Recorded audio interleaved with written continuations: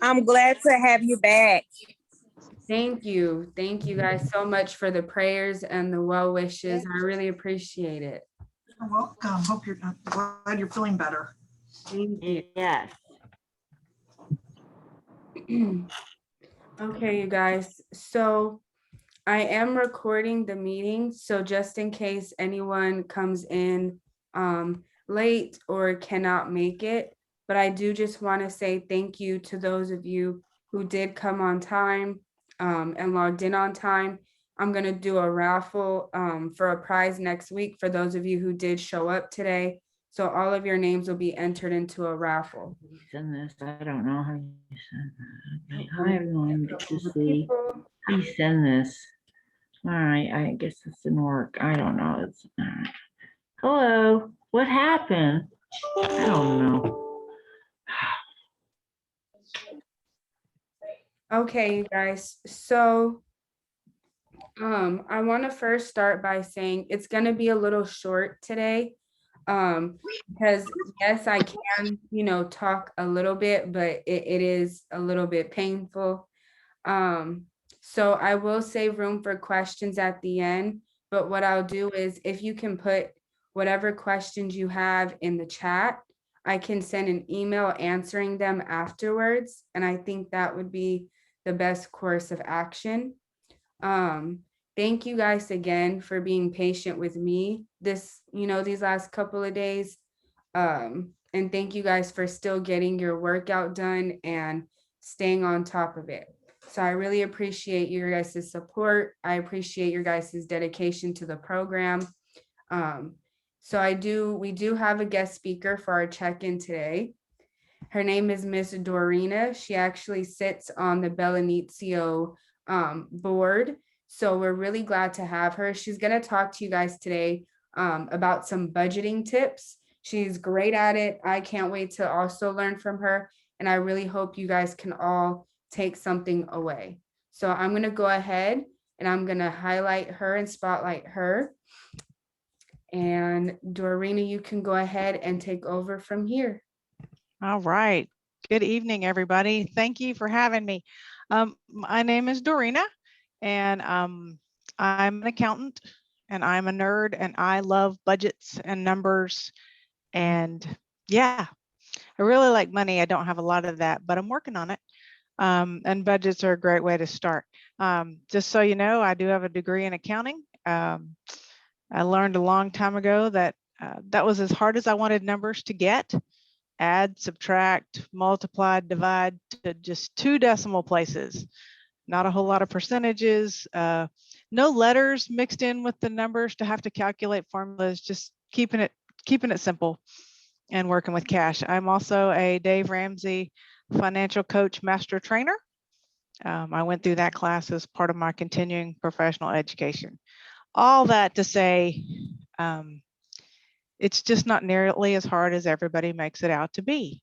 It really is add, subtract, multiply, divide to 2 decimal places. And it's about the income that comes in and the money that flows out. And as Dave Ramsey likes to say, you want to get a hold of your money. You don't want your money to have a hold of you. And so that's why we make a plan and we make a budget.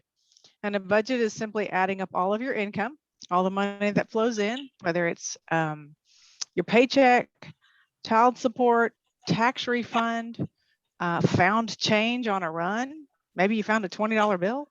That'd be a good day, wouldn't it? And then subtracting all your expenses. And most people, when they do a budget, they have more month than they have money at the end. And Dave's whole plan and my whole plan is to help you figure out how to get more money at the end of your month instead of more month at the end of your money. Mm-hmm. I'm going to share my screen and I will keep this short. I was told I had about 15 minutes, but you got to know I love this topic. And so, but I want to share something with you right quick. All right. Can you see that?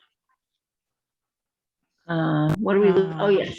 We're looking at a chart that says the average American personal finance, which is you dealing with your own money, is really 80% behavior and 20% head knowledge. It's all about what you actually do. And 20% head knowledge, meaning it's not rocket science. It's just adding and subtracting. In 2017, the average household income was $59,000. Total consumer debt was $12.73 trillion. I can't Wow. even picture that. 78% of people live paycheck to paycheck. That number has not changed a lot. COVID's probably made it a little bit worse. And 7 out of 10 couples do not budget consistently. And 66% of Americans would struggle to pay for a $1,000 emergency. Just $1,000. That's a quick trip to the emergency room because your child fell and broke his arm. Yeah. They just don't have that cash. And so what do they have to do? They have to pull out the credit card. So how do we get on top of that? How do we manage our money instead of having our money manage us? We do this thing called the debt snowball. Go over here. Here we go. Dave Ramsey preaches 7 baby steps. As he will tell you, if you ever listen to one of his seminars, it's nothing new. It's in the Bible, and it's something your grandmother used to do. We just got away from it. Keep in mind, credit cards have only been around since the 1970s. Shocking, I know. And they've gotten us in a lot of trouble. But there is a way to get out of it. And there's 7 steps that Dave follows. I personally followed this. I'm 1, 2, 3. It took me 3 years to get out of debt. I've been debt free for 3 years now. So we'll walk through the baby steps and then I'll touch on each of them. Step 1 is to save up $1,000 in an emergency fund. That's $1,000 cash. Put it in an envelope, stick it under your bed, put it in a jar, put it in a savings account that you can get to it at the bank. Nothing fancy, just $1,000. Just in case you have that emergency, you don't have to reach for a credit card. Baby step 2 is to pay off all your debt. 3 is to increase that $1,000 savings into 3 to 6 months of your expenses. Baby step 4, that's called a fully funded emergency fund. Once you have that, invest 15% of your household income in retirement. Step 5 is paying for your kids' college. Step 6 is paying off your home. Step 7 is build wealth and give. That means you owe no one. The house you live in is paid for. You have no credit cards. Your cars are paid for. Your kids' college is paid for. The works. It is doable. Just like you're learning training for this 5K, takes a little time, takes a little persistence. That's exactly what this does. Takes a little time, takes a little persistence, takes a little discipline. Saving $1,000. Start off easy. Not everybody makes a lot of money. I get it. I totally understand that. But that $1,000, having that tucked away somewhere, that will give you a sense of confidence and peace that you can kind of weather what's going to come your way. Because it's hard. If you're used to handing over a credit card and then paying that off at the end of the next month, it doesn't take much to get you what I would call behind the 8 ball.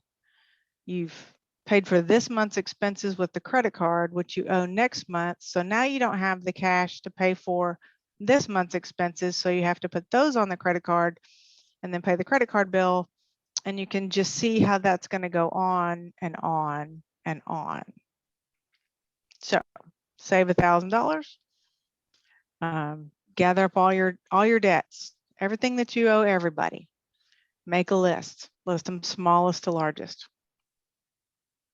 Could be $20 to your neighbor. Could be $100 to the gas bill. Whatever it is, make a list smallest to largest. And then once you get that emergency fund saved up, you're going to start tackling those one at a time, making minimum payments on all of them. And then when you pay off one, mark it off your list, take that minimum payment, move it to the second minimum payment, and do it again, and do it again, and do it again. And you start with the smallest balance first so that you click those big wins, you click those little wins, excuse me. It feels really good to pay off a debt. Then just mark that red line to it. I paid that off. Just like it feels really good to you did that half mile that first time, and then you made it a mile, and you made it 1.5 miles. It's that same process. Just takes slow, steady effort, and you can get there. Add up all your income, add up all your expenses, whatever's left, pay off on that debt. If you find when you add up all your income and all your expenses, you have a negative at the end, you have more expenses than you have income, then the suggestion is there's the 4 pillars or the 4 base. You take care of your house, which is your house and your utilities. You take care of your transportation. You take care of your food. And I forgot what the 4th one was. Shame. Oh, clothing. So food, housing, transportation, food, housing, transportation, utilities. I'm sorry, utilities. Got to keep the roof over your head. Y'all, I'm nervous. Let me just tell you, I'm nervous. So I apologize for stuttering through that.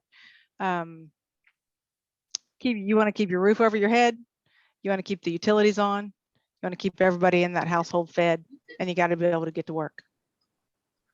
Does that make sense? I can't see you guys, but you guys can see me. There we go.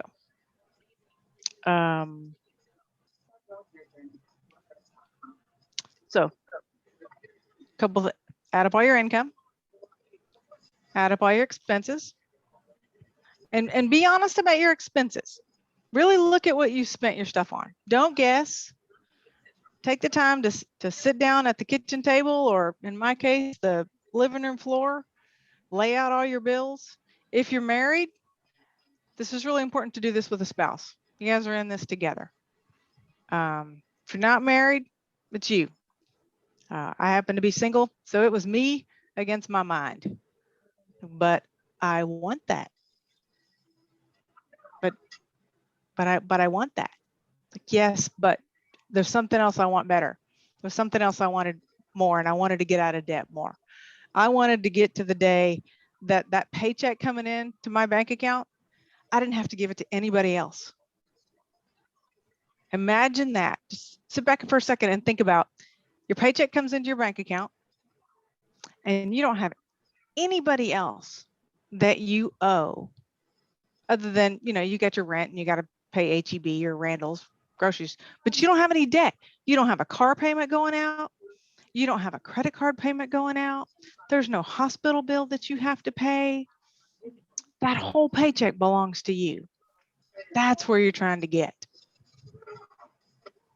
It's the most glorious feeling to know that I worked for it, I earned it, and I get to spend it today on what I want to spend it on, not what I bought 2 months ago.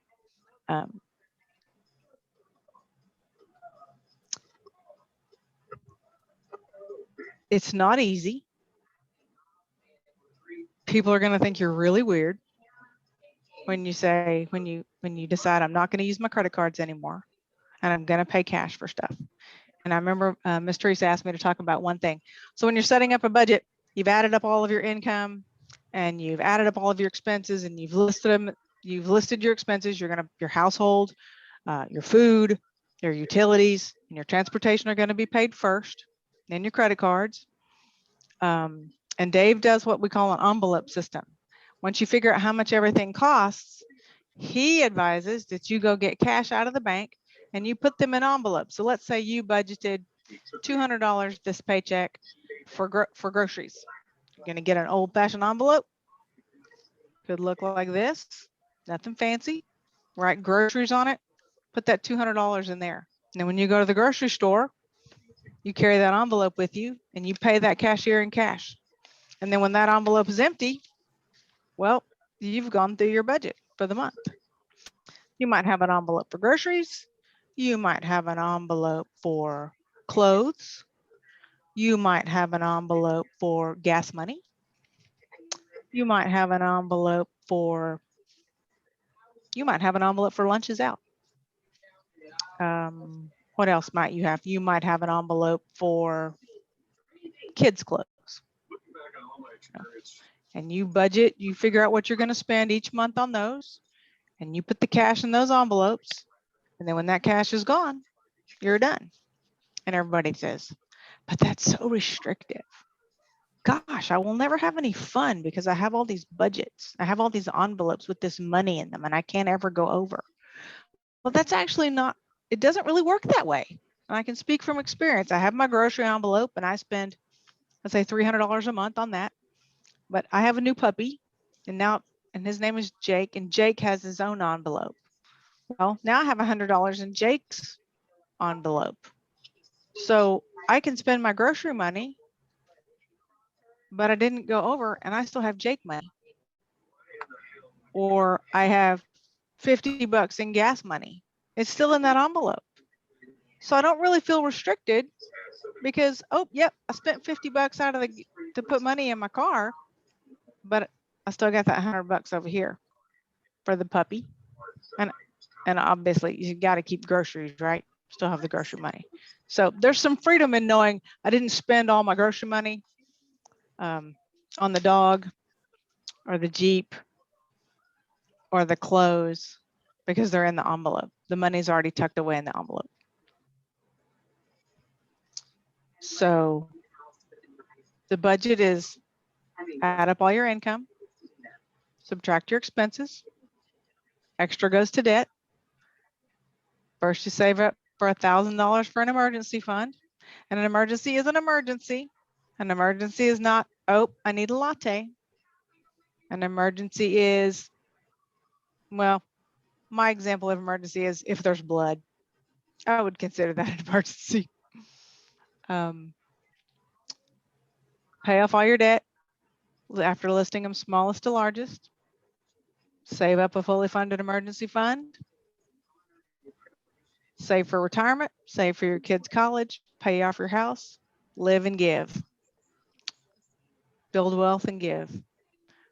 Most, probably 90% of what we call everyday millionaires did not inherit anything. They just worked and saved. And it takes a little time and a little discipline, and you're already learning that because you're learning and training how to run a 5K.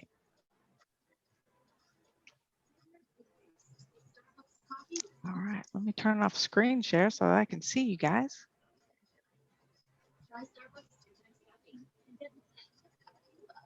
I'm back and now I can see you guys, or at least I can see your names. Do I have any questions? Does it make sense?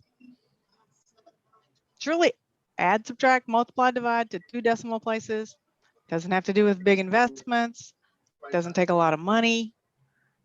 Just takes a little discipline. 80% behavior, 20% head knowledge. And I would welcome any questions. And Mika, I can send you this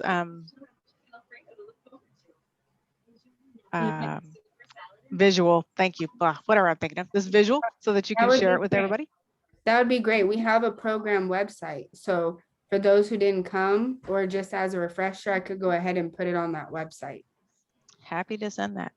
Yes, you can see steps 5, 6, and 7. Hold on just one second. Let me screen share one more time. I will scroll down. There you go.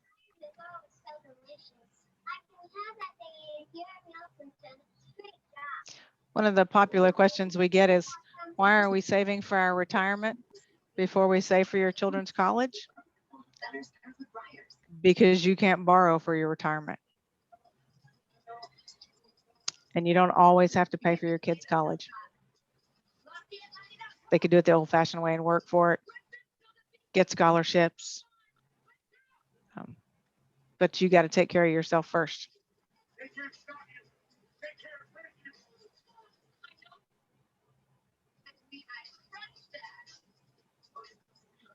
And just so you know, on average, it takes people 2 to 2.5 years to get out of debt once they tackle this, once they start this. I'm going to hop off of screen share again. There we go.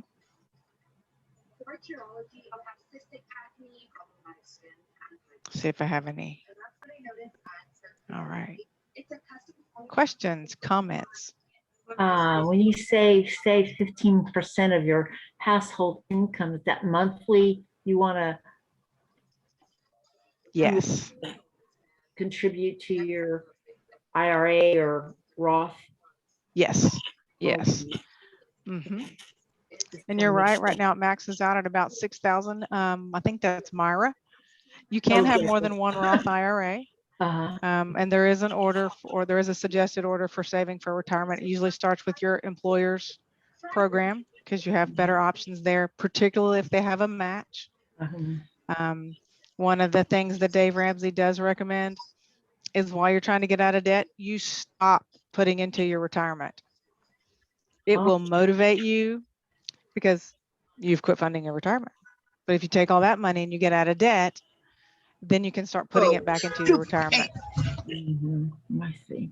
And it takes, like I said, 2.5 years usually for people to get out of debt. Now, keep in mind, getting out of debt isn't always just paying off your debt. A lot of people sell stuff. Dave will tell you, sell so much that the kids think they're next to get that $1,000 emergency fund. If you've got maybe you're a 2-parent household and you have 3 cars. You don't need that 3rd car because you can only drive one at a time. Maybe you have extra clothes or extra furniture or, like me, sporting equipment that you don't use anymore. It's just collecting dust. Sell it. Have a garage sale. Get a second job. He's big on telling people to deliver pizza. But I'm watching, at least where I'm at, we have a lot of help wanted signs up here. They're offering to pay $15 an hour. For $15 an hour, yeah, I could probably be nice to people for a couple of hours every evening. That's a chunk of change if that's not what I'm really having to live on, and I can use that to put towards debt. What if the ROI, return on investment, in your employer-sponsored 401k is more than the interest on your debt? You're not going to get out of your 401k. You're just going to stop contributing to it until your debt gets paid off. On credit cards, does it matter if you make 1 payment or 2 when you have extra money? It does not. It does not. I can tell you that on credit cards, they will apply whatever payment you make to the interest you owe them first, and then apply it to their principal. So yeah, the more money you send them, the better off you are. Get that thing paid off.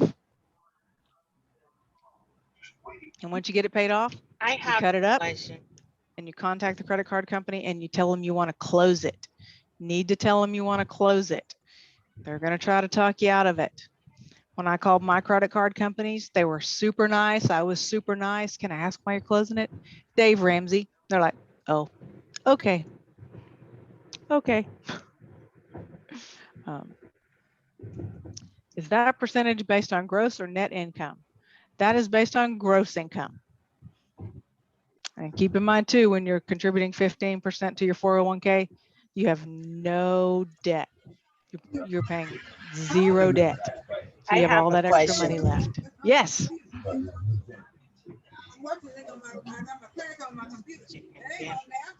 I think is it Marcelina? Did I pronounce that right?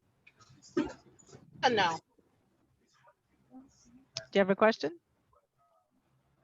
Yeah, but it looks like nobody can hear me. I can hear you. Oh, okay. So my question is that I know you're talking about the credit card. So my professor was saying that because you running around in circles. Playing your stuff a little better than what you do. And everybody that's not on mute, please mute yourself because we cannot hear anybody else.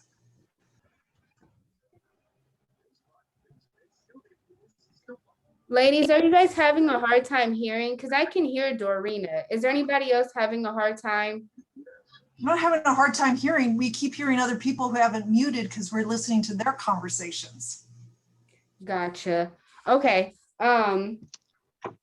If you Mika, guys can you mute everybody and then unmute Marcelina? Yes, I can do that. Let me see. Eleanor, if you can you message me next time? And I'm gonna make sure everyone's muted. And when we come in, let's just make sure we're all muted so we can hear everyone.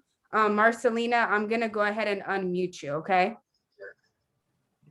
And then everybody else go ahead and mute so that way there we can all hear. Okay.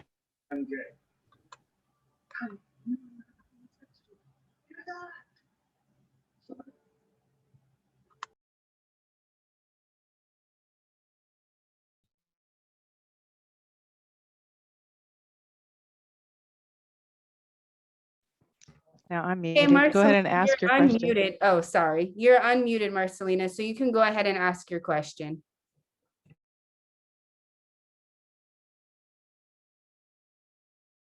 So I've done very well in just, living within my means. I'm staying content. But of recent, my professor now said, hey, you need to go back and get you credit cards, get you at least 2 or 3 credit cards. That's the only way you can build your credit. So I wanted to ask, is it okay? Is it reasonable at all to get the credit card if you really don't need the credit card and your credit is already okay as it is? That's a great question. In my personal opinion, and I'm going to respectfully disagree with your professor. If I'm going to pay cash for things, I don't need a credit score. A credit score is how well we handle debt. You build your credit score by borrowing money from other people, paying them what you owe them plus interest, so that your credit score goes up so that you can borrow more money. But if you get out of debt, you don't have to borrow money. You can actually save it and then pay cash for it. It will take a little longer to get things. But I have found, in my personal opinion, I'm a smarter buyer if I have to save up. Sometimes I talk myself out of it, whatever it was. Sometimes I decide, yeah, I really do want that. And I save it and I save up for it. You guys have the best names. Zorieta, hope I pronounced that right. So after paying the credit card, where to throw it away? You do. You cut it up, you call the credit card company, you close that account, and then you throw it away. Closing your paid off credit cards does affect your credit score. Yes, your credit score will go down. It takes a while for it to go down, like years. But again, if you're paying cash, which that's what you're going to do, you're not going to use credit, then you don't need a good credit score. My credit score is dropping, but I'm really happy to say I bought my first car here recently. I paid cash for it. I saved up, and while I was saving up money to buy that car, I hunted to find the car that I wanted. And there's man, it was just fun. I can't even explain how much fun it was to walk into a dealership with cash, okay, cashier's check, and hand it to them, and them hand me keys to a used vehicle, and walk away, and I didn't know anybody for it. That's just mine. It's my car. Nobody can take it. It's great. It's the best thing. Just gotta get excited about that. Can you request money to be applied to principal? You can. It depends on the kind of note that you have. Sometimes credit cards don't do that. Some banks will do that if you have a mortgage. They will honor that. Student loans particularly will honor that once you've paid your interest. So if you've, for example, I would pay my regular payment to my student loan, and then I'd send an extra $20 because I had extra $20 at the time. And so they would put that $20 to the principal because the interest was already paid. So absolutely, you can't do that. You can't do that. Great questions. You hear me okay? Yes.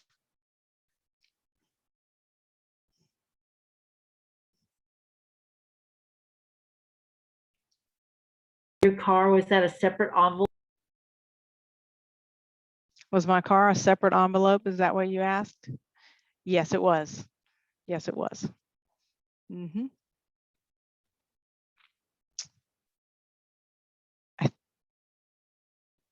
I think somebody's talking, but they might be on mute. Oh, okay, how's There, that? there you go. So you still put 15% of your household in your IRA, and then you also add to your savings, your emergency savings, but you still put money away for your car, Mhm. right? Yes, I did. Yes, I And did. So how do you figure out how much to, well, I guess after you pay everything, then whatever's left you put towards your save. Right. Right. Because if you add up all the money that you're paying towards your debts right now, Uh-huh. you're going to have all that money in your pocket because you're Mhm. not sending it to anybody else. So Right. let's say and it's just eye-opening. And I guess what I really want you to take away from this is you're looking at somebody who did it. It can be done. And I'm weird, but there's a lot of us weird ones out there. I do not have a credit card. I do not have debt. I do not go into debt anymore. And I lived paycheck to paycheck. Okay, I lived beyond my paycheck for a long, long time. I mean, I lived beyond my paycheck a long, long time. And I had to rein it in and live within my paycheck and then live, as somebody said, below my means so that I had extra money to pay it off. And it was worth it. And what did I have to give up for that? A little bit of inconvenience, a few times to say no to going out to eat. I didn't go on vacation for a year. Drove that same old car. Didn't get new clothes for a little while. And but then I had the debt list tacked on my bulletin board and on my refrigerator. Every day when I walked by that refrigerator, I looked and I could see that little line going down, that balance going down, and it'd go down a little more, and it'd go down a little more, and it'd go down a little more. And then I started getting excited because I was halfway done. And then I started looking for money. What can I sell? Where can I go to work so that I can earn some extra money to get that done, to get that paid off? And it was going to take me 3 years, and I ended up doing it in about 22 months. And the day my first paycheck arrived and I didn't have to send it out to anybody, I still had to pay my rent, but I didn't have to send it to a student loan or a credit card. I think I sat down on the floor and cried. I was so happy, and I couldn't figure out what to do with all this money that I had.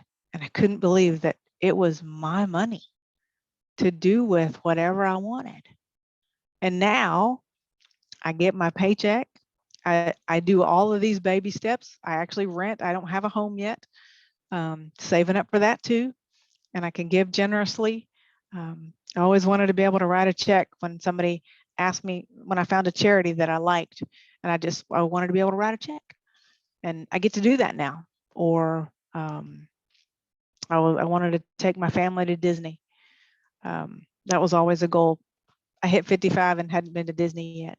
So I wanted to take my grown kids to Disney. And we're going to do that this fall.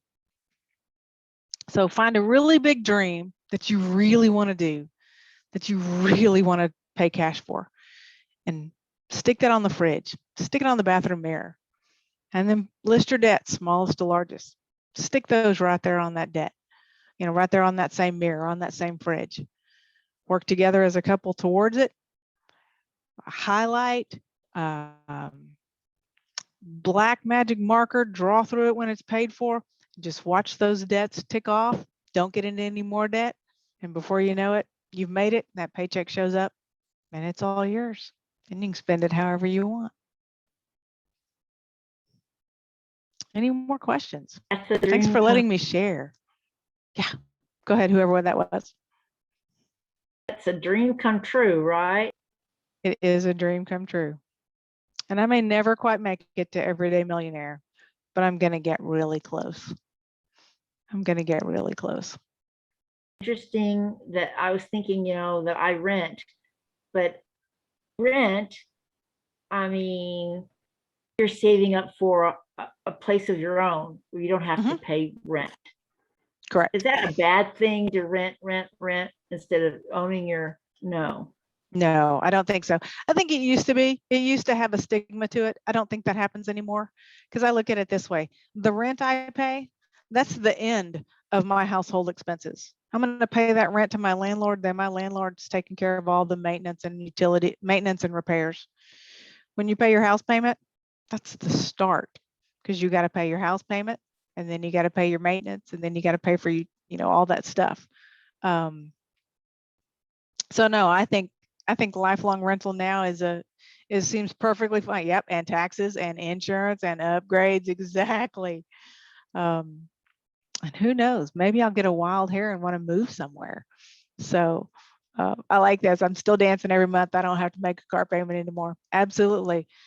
So when you get off all that debt, take that car payment and tuck it in another envelope, and then maybe later you'll buy a fancy car. A lot of people have issues with their cars, and I'll share this and then I'll be quiet. Keep in mind, the car gets you from point A to point B. If you have a commute, you probably drive it twice a day. Other than that, it either sits in your garage or sits in a driveway or sits in a parking lot. It just needs to get you from point A to point B. It needs to be reliable. But it doesn't always have to be a super fancy one. Maybe someday I'll get a super fancy one. I don't know. Right now, I'm just happy that mine drives. Doreen, I'm with you. I'm trying to pay off my car right now. Because these student loans. Exactly. I definitely understand. And thank you guys for the great questions. Thank you, Dorina, again for volunteering your time with the questions. And if you could email me the picture, the visual, that would be great. And ladies, if you have any other questions, you can let me know. I can maybe send them to Dorina, or even, maybe we could have a part 2, who knows? But I just want to say thank you all again for attending. If you guys have any questions, please make sure to text me, email me. Dorina, we want to say thank you again for volunteering and presenting and sharing this information with us. You are free to go. And ladies, please enjoy the rest of your Tuesday and this short week. Thank you. Bye, ladies. Thank you. Thank you. Bye. Bye. Bye.